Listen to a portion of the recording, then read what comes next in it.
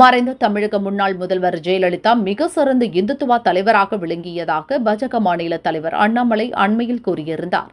இந்து மதத்தின் வளர்ச்சிக்காக அவர் பல சிறப்பான திட்டங்களை செயல்படுத்தி வந்துள்ளார். அவரது மறைவுக்கு பின் அதிமுக அந்த கொள்கையை கைவிட்டுவிட்டது.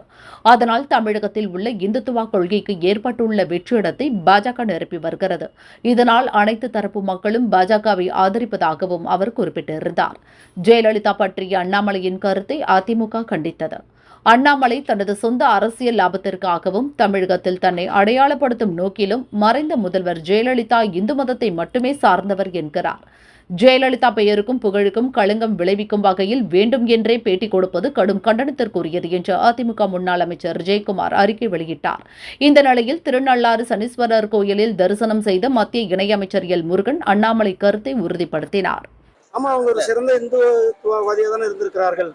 அவர் பல கோயில்களுக்கு அவங்க கும்பாபிஷேகம் பண்ணி வைத்தார்கள், பல கோவில்களை புனரமைத்தார்கள். ஒரு தீவிர இந்துவாக தான் அவர் வாழ்ந்திருந்தார்கள். அதுக்கு அதிமுக நான் சொல்லியிருந்தேன், அவங்க வாழ்ந்திருந்தார்கள் என்றுதான் நான் சொல்றேன்.